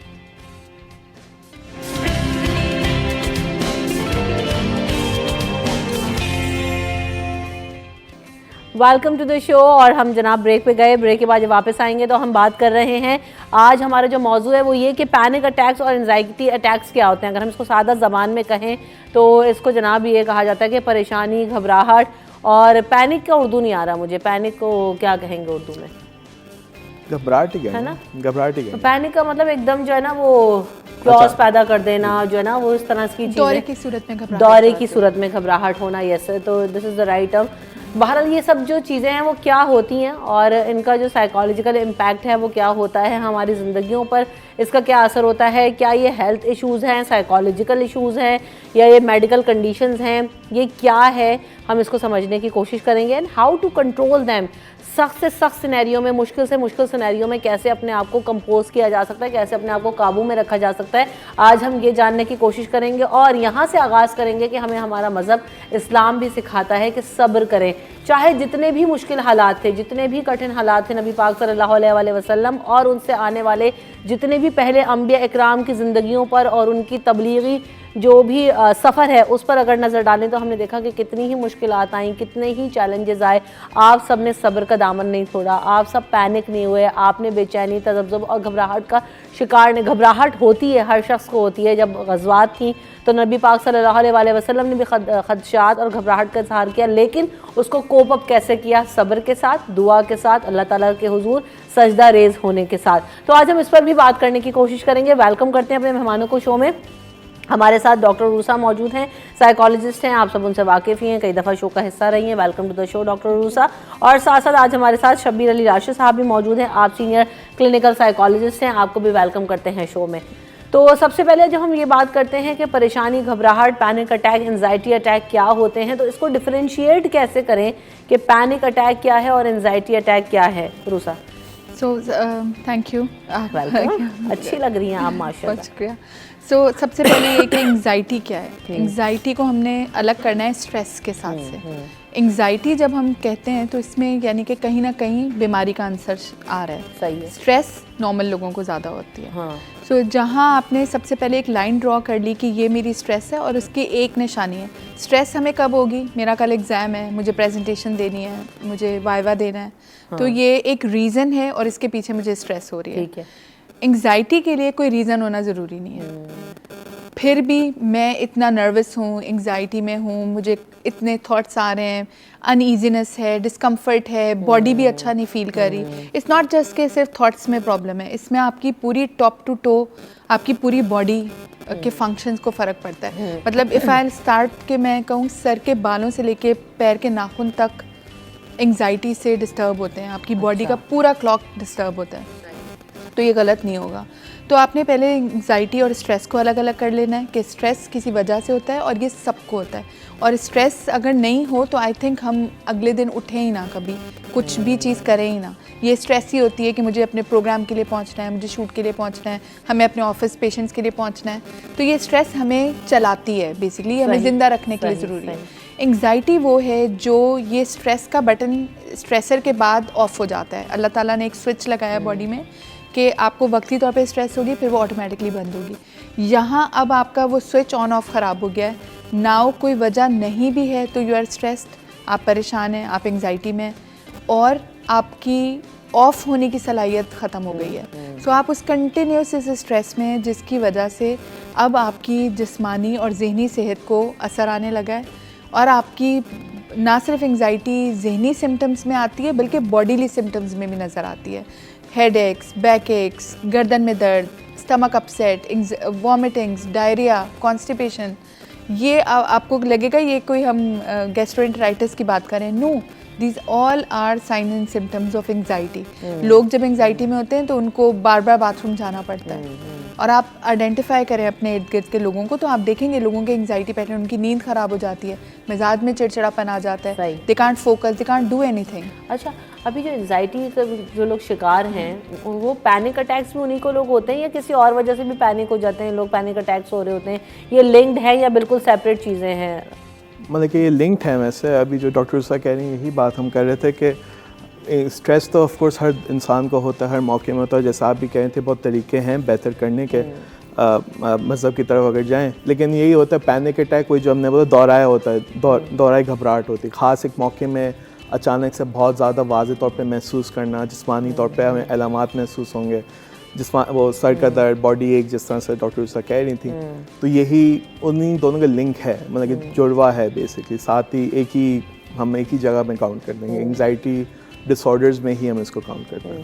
तो ये पैनिक अटैक्स की शक्लें क्या होती हैं, किस तरह के लोगों के एटीट्यूड्स और बिहेवियर हो जाते हैं और उसको कंट्रोल? इसमें किसी को भी हो सकता है। इसमें लगे हम यहाँ पे वही हमें लगता है कि किसी के लिखा होगा कि घबरा रहे हैं, परेशान हो रहे हैं, लेकिन आपको कोई भी, आप जहाँ भी जाओगे, कहीं भी होंगे, किसी न किसी को भी हो सकता है, बच्चे से लेकर बड़े को हो सकता है। कोई ऐसा वो फ़र्क नहीं है कि मर्द को ज़्यादा होता है, औरतों को ज़्यादा होता है, बड़ों को होता है, छोटों को होता है। मतलब कि जो स्कूल में एग्ज़ाम वाले बच्चे भी होते हैं उनको भी होता है, जो आपके डॉक्टर भी होते हैं उनको भी होता है, जो हमारे एंकर्स उनको भी कभी कभी श्योर होता होगा।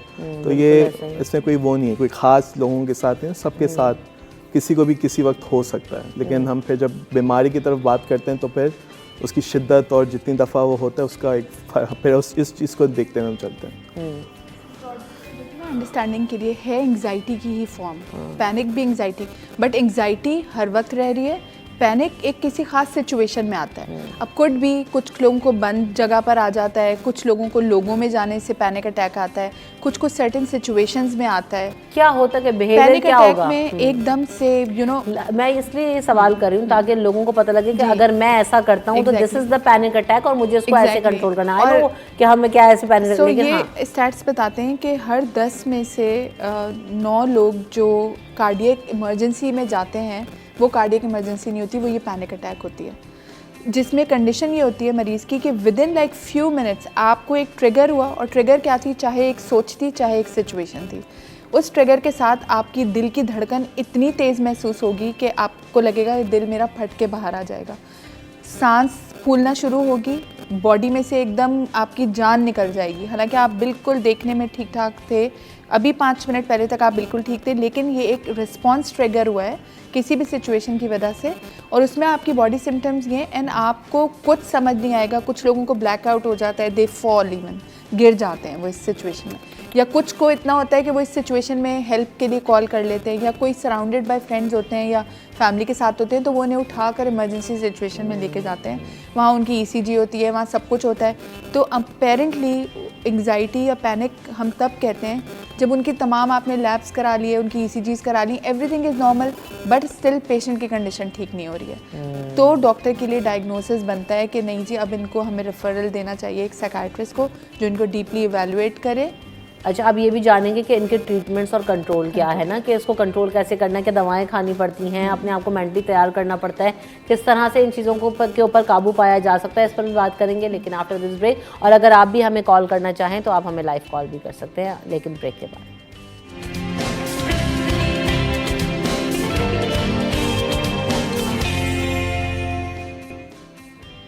Welcome back in the show. हम बात कर रहे थे पैनिक अटैक्स और एंजाइटी अटैक के बारे में। ये सब है क्या, घबराहट, परेशानी और जो है उलझन, उसकी सुलझन क्या है, अब हम उस पर भी बात करेंगे क्योंकि हम ये सब कुछ देख रहे हैं। अच्छा, हम बहुत सारी जगहों पर ऐसा भी हमें लग रहा होता है, शबीर साहब आप उसको शायद सेकंड करेंगे, कि बच्चों को जो है ना, बच्चे इस तरह का बिहेवियर शो कर रहे होते हैं, बच्चे स्ट्रेस आउट हो रहे होते हैं, लेकिन माँ बाप जो ना समझ नहीं पा रहे होते।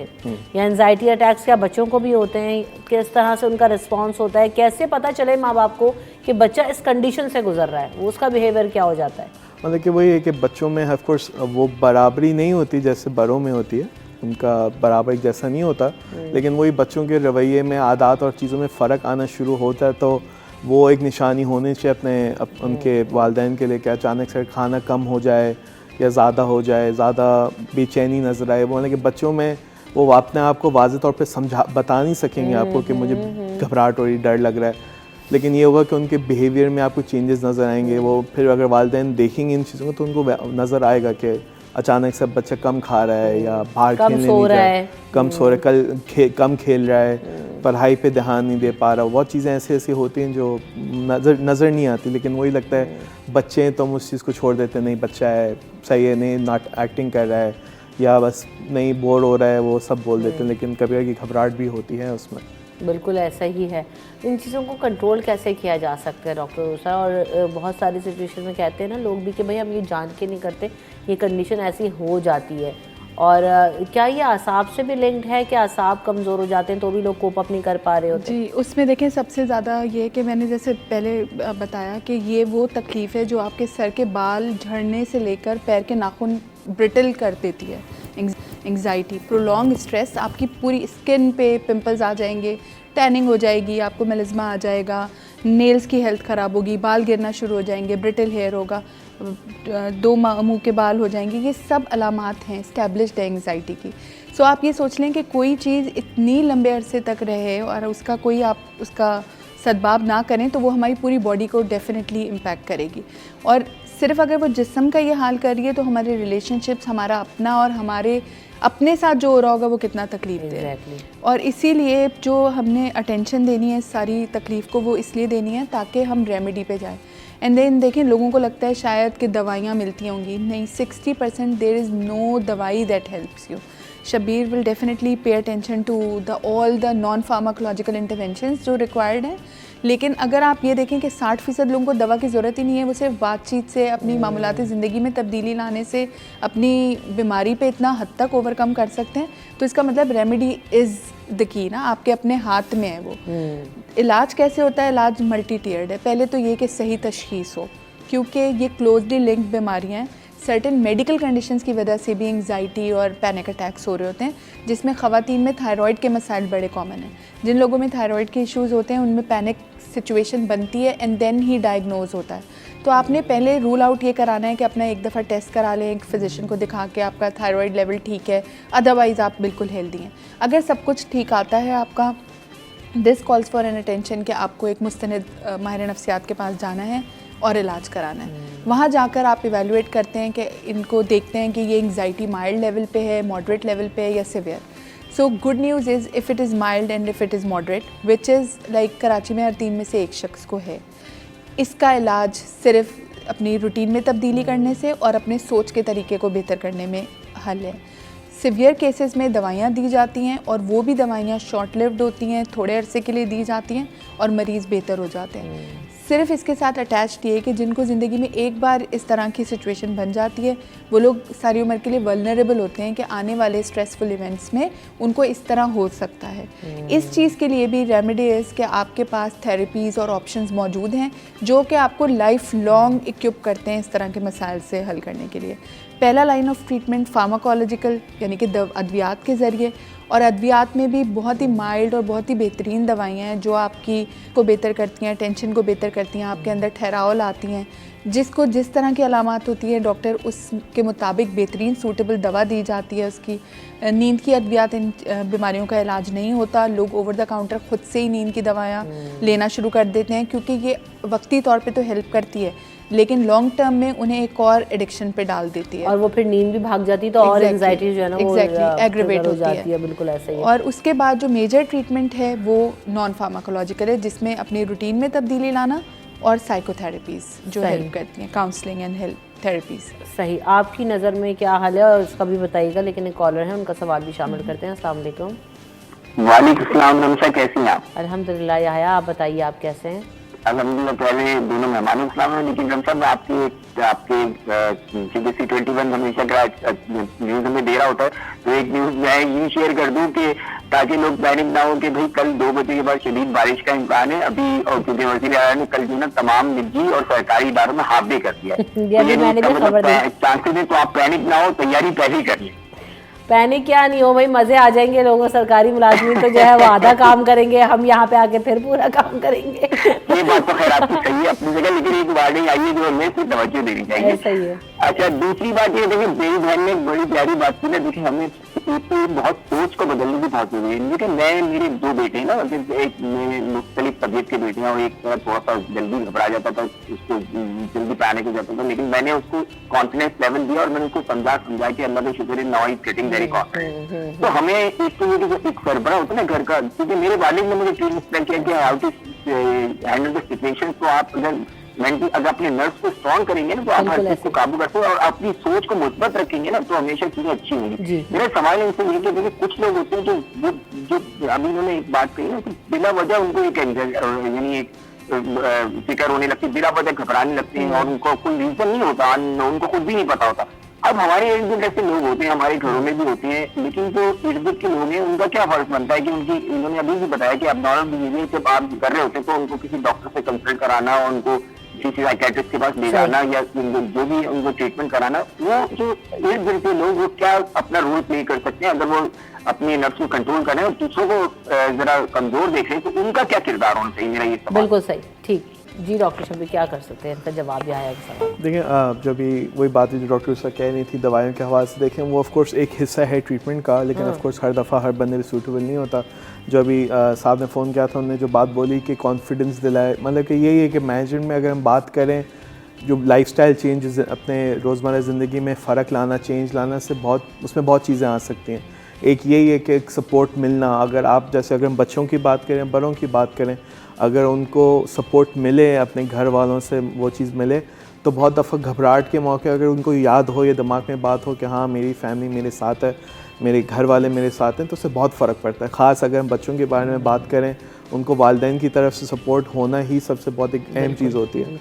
बहुत दफ़ा उनको लगता है हमारे साथ फैमिली वाले नहीं हैं या घर वाले नहीं हैं, या उनको समझ नहीं आ रहा मैं घबरा क्यों ना हूँ, जब तक कि घबराहट की वजह कुछ भी हो सकती है। कोई अगेन हर बच्चे को या हर बंदे को, और वही अगेन जो बात आई कि डॉक्टर के पास कब जाना, देखिए हम तो ये नहीं कहेंगे कि आप कभी ना जाओ या हम बोलेंगे हर दफ़ा जाओ। आपको जब लग रहा है ज़रूरत है, आपके रोज़मर्रा ज़िंदगी में असर हो रहा है, आपका प्रॉब्लम इतना हो रहा है कि वही अगर लग रहा है दिल का दौरा आ रहा है और आप हॉस्पिटल जा रहे हो, 1-2 दफ़ा गए हो, तो हाँ उस मौके में भी जाना चाहिए। अगर घबराहट भी हो रही है, टेंशन भी हो रही है, उस वक्त भी अगर जाएँ, कोई गलत चीज़ नहीं है। हमारा काम है आपको हेल्प करना, ट्रीट करना। अगर आपको मदद की ज़रूरत है, वही हम उस तरह के वही चीज़ें जो ज़रूरत है आपके हिसाब से हम वही बताएंगे। डॉक्टर भी वही चीज़ देखेगा और साइकोलॉजिस्ट भी इसी चीज़ को देखेगा। जो चीज़ जिनके घरों में इस तरह के लोग होते हैं जो कि पैनिक हो जाते हैं या जिनको एंजाइटी होता है, उनके जो इर्द गिर्द के लोग हैं, यहाँ ने भी सवाल किया, उनको कैसे जो है ना वो कोप अप करा सकते हैं और उनको क्या किरदार अदा करना चाहिए इसमें? मतलब कि उनको ये कि मालूमात होना लाजमी है। हमारे आजकल यही है कि हमारे इदारा कारवानियात में यही है कि हम मालूमात भी भराने की कोशिश करें, अवेयरनेस करने की कोशिश करें कि देखें आखिरी में ये भी कंडीशन है, इसमें अगर अवेयरनेस हो तो अगर आपके कोई घर में ऐसा हो जिसको घबराहट हो या और भी कोई मसले हों, तो किस तरह हेल्प करना चाहिए, किस तरह सपोर्ट देना चाहिए, किस मौके में डॉक्टर को या किसी और को प्रोफेशनल की तरफ ले जाना चाहिए। लेकिन मेन चीज़ तो यही है कि लाइफस्टाइल चेंज जो डॉक्टर उससे मेंशन कर रही थी वो आता है उसमें। मतलब कि हम लोग यही बात करते हैं कि अभी एक्सरसाइज की बात कर सकते हैं, वर्जिश की बात, एक्टिविटी लेवल की बात कर सकते हैं।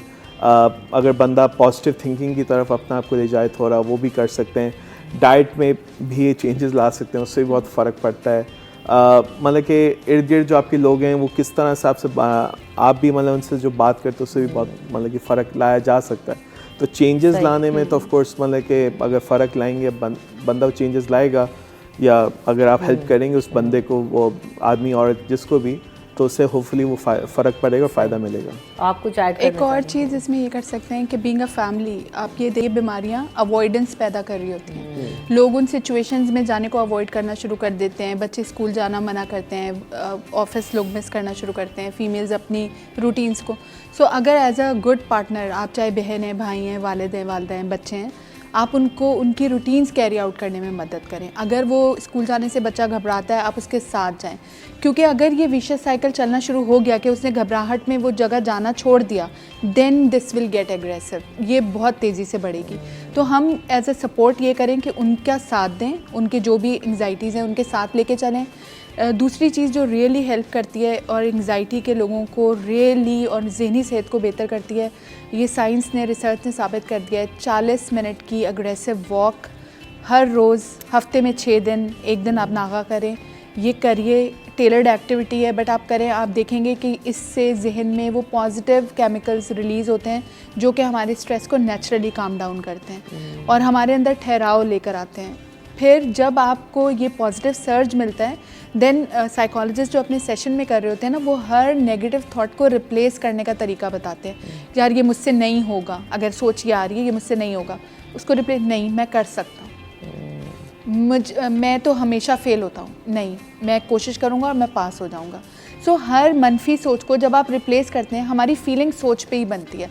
अगर मुझे सोच ये आएगी मैं अच्छा डिलीवर नहीं कर पाऊँगी, लिटरली मैं नहीं कर पाऊँगी, क्योंकि ये मेरा एंग्जाइटी रिस्पॉन्स चालू हो जाएगा उसके बाद। सही। सो जब सोच पॉजिटिव, आउटकम भी पॉजिटिव। सही। कॉलर भी हैं, उनको शामिल करते हैं। अस्सलाम वालेकुम। वालेकुम सलाम। कौन बात कर रही हैं, कहाँ से और क्या सवाल है?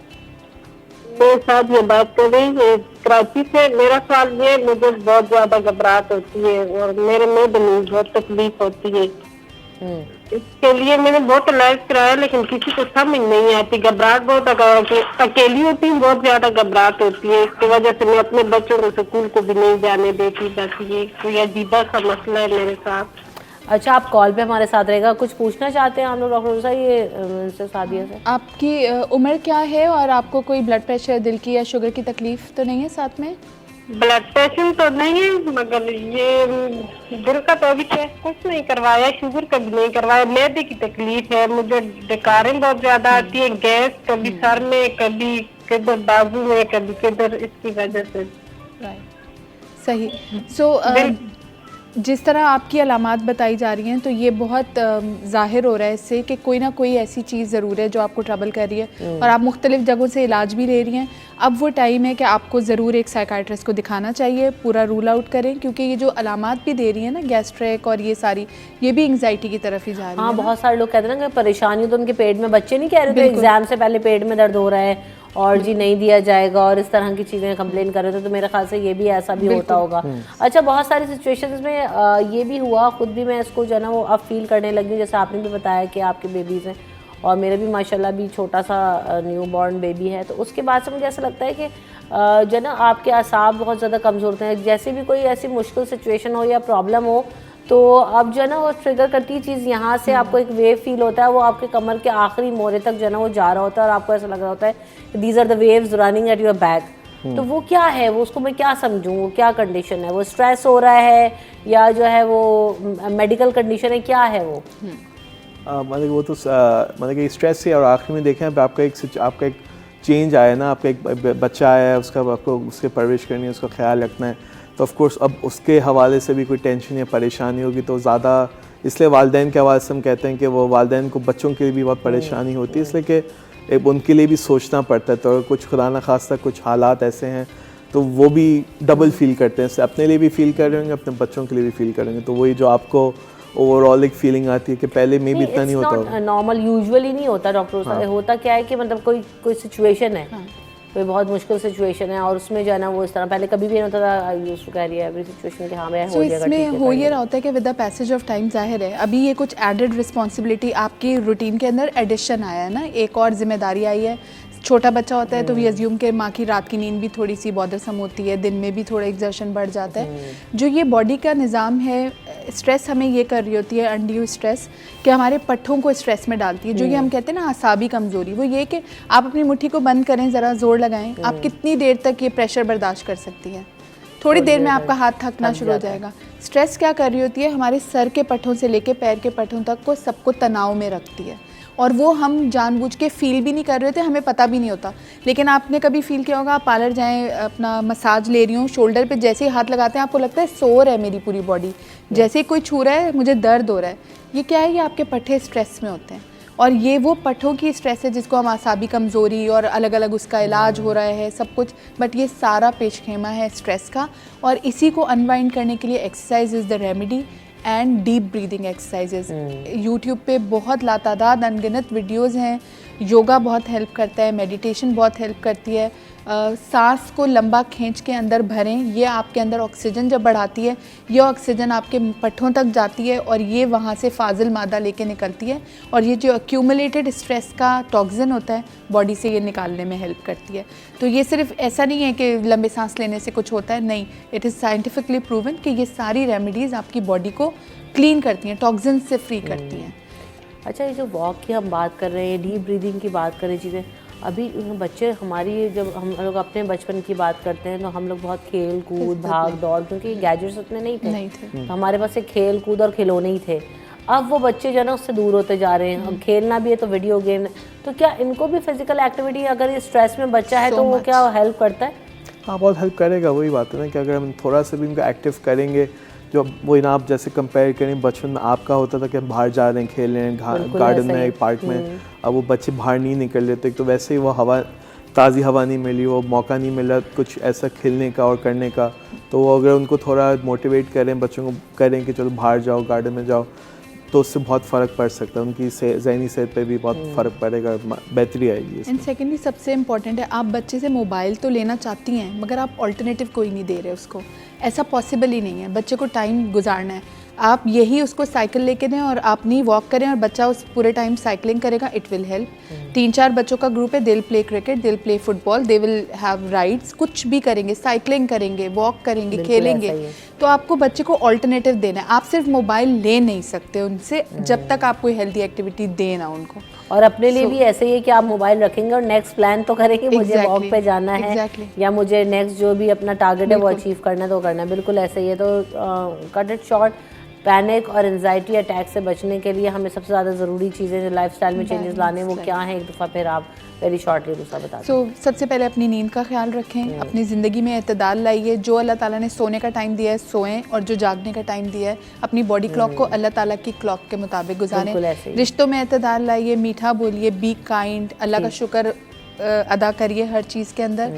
आप शुक्रगुजारी करते हैं, आप बहुत बेहतर फील करेंगे। सबसे बड़ी बात कि कोई भी स्ट्रेस और पैनिक की सिचुएशन और एंजाइटी अटैक आपको अगर फील कर रहा है तो अल्लाह ताला से रुजू ज़रूर करें, सजदा रेज ज़रूर हो, क्योंकि इसमें भी आपको मेडिकली प्रूवन चीज़ें हैं कि जब आप अपना सजदा करते हैं और ज़मीन पर अपना सर झुकाते हैं तो वो भी आपकी जो नेगेटिव एनर्जीज़ और नेगेटिव थॉट्स हैं वो उसको एब्जॉर्ब करती है और उसको जो है ना वो वैनिश कर देती है। तो ये बहुत सारी चीज़ें हैं जो हम अपनी लाइफ में कर सकते हैं और चेंजेस ला सकते हैं। Thank you so much doctor Rusa and doctor Shabbir, आपने वक्त दिया, आप दोनों की आमद का शुक्रिया। प्रोग्राम का वक्त ख़त्म हो गया। रमशा कमल और टीम को दीजिए इजाज़त, हमें दुआओं में याद रखिएगा। अल्लाह ने के बाद।